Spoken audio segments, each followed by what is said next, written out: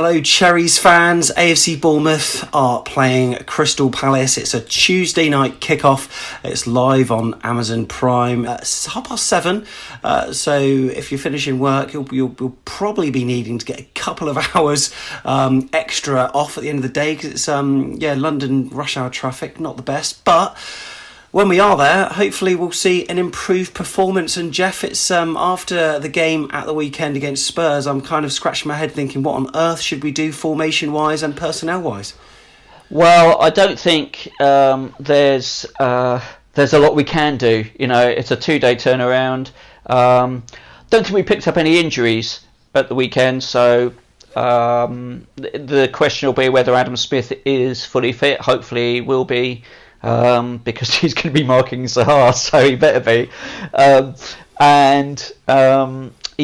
think he'll probably go 4-4-2 again, probably the same lineup. Maybe Fraser drops out. But who's going to replace him? We were talking about that a minute ago. Who's going to come in? Do you think that could make a difference? The bench was pretty young yesterday.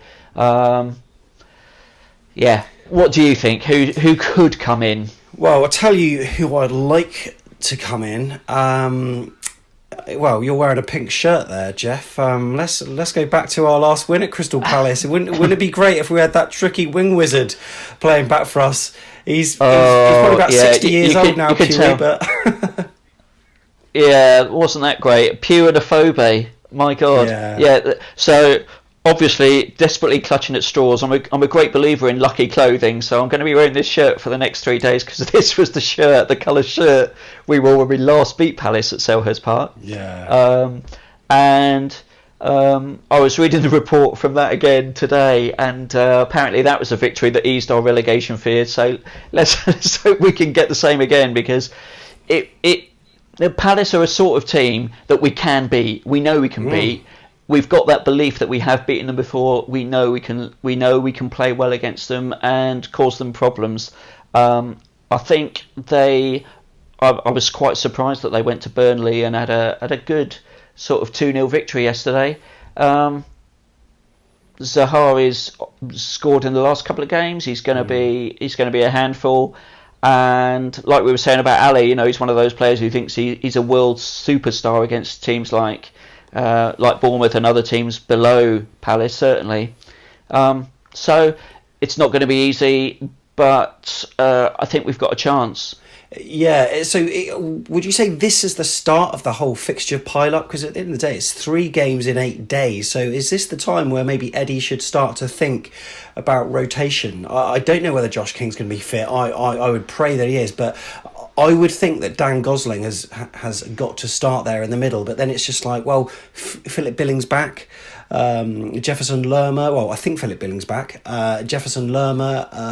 Obviously he's the midfield engine. Do we go with that extra man in midfield? He hasn't done it so far, so I don't know why we always entertain the thought. I've just got no idea, and obviously with the sort of pile up of fixtures that we will be having over Christmas, we just don't know what to expect. What would you like?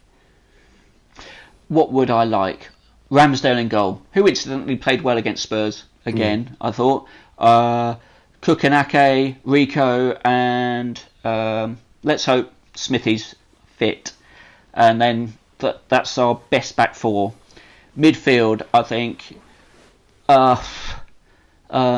Let's say Billing, Lerma, Gosling, Harry Wilson, and Danjuma, and then up front Josh King. That's my 11. I think that works. That's 11. I'd hope so. Maybe it's 12. Perhaps we need that extra man. No, it's not. I think I probably agree with that. It's going to be a difficult match. Can I get an early prediction from you? Early prediction, I would say 2-1. Actually, lucky shirt, 2-1 to us. That is. Yeah, it's Bournemouth always produce results when we least expect it, so I'm going to be optimistic with you, and I'm going to go for a 2-0. I don't think we'll concede. So, again, we'd love to hear your predictions. Pop them in the comments below, and fingers crossed it can be 3 points for the Cherries. So what about the team lineup for tomorrow then? Well, we've got a couple of players back, Phillip Billing and Simon Francis as well. Now, Simon Francis, I would hope, would not be a shoo-in. If Adam Smith is still injured, I think Jack Stacey should retain his place, despite maybe a couple of errors between him and Steve Cook that let Spurs' long ball game actually take control with their first 2 goals. But Crystal Palace are not the same attacking threat. Yes, they've got Zaha, but I'd rather we had Stacey back there than Franno. Pace is one of the reasons why. Stacey was the last man when we had a corner, so they obviously trust him pace-wise. Franno, we can see how quickly he gets outdone. All depends on Adam Smith coming back, but Eddie Howe in his press conference this morning said we're pretty much the same, so I'm assuming no Josh King and no Adam Smith. So if that's the case, I'd rather see the back 4 as it was on the weekend's match against Spurs. So Ramsdale, Rico, Ake, Cook and Stacey. Yes, please. Phillip Billing is back in. I think he needs to pair with Jefferson Lerma in the middle, making sure that, no Lewis Cook, and I don't think Dan Gosling is likely to start either. But if we need to change our midfield, then bringing Dan Gosling on is a must, given his attacking potency. Then on one of the sides, you've got to have Harry Wilson, so let's start him on the right-hand side, and then Dan Juma on the left-hand side. I would give Ryan Fraser a miss, really.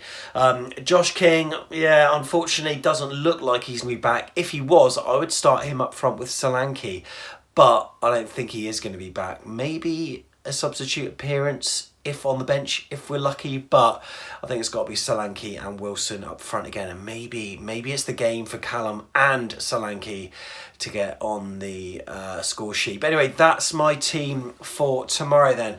What do you think? Pop it in the description below, and remember, it's on Amazon. Now, I'm not going to the game, no fans interviews. I didn't do any at Spurs anyway, just because I was doing vlog material, and also I find that some stadiums, I don't know, it's just quite difficult when fans are dispersing in all different directions, just to flag down Bournemouth fans. And but we'll be back doing it for the Liverpool game. It's my dad's 70th birthday tomorrow, so we're actually having a birthday meal, which is at 6:30, so I'm going to be getting through my starters and mains pretty bloody quickly.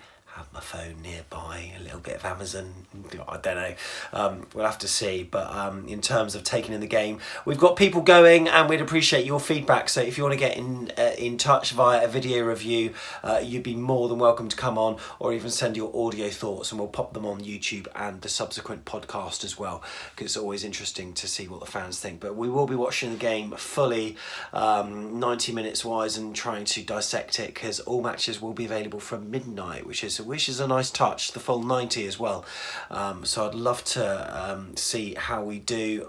I'm feeling positive though, as I said earlier, and fingers crossed we can bring back 3 points and give us a bit of a kickstart ahead of Liverpool at the weekend, because who knows what will happen in that one.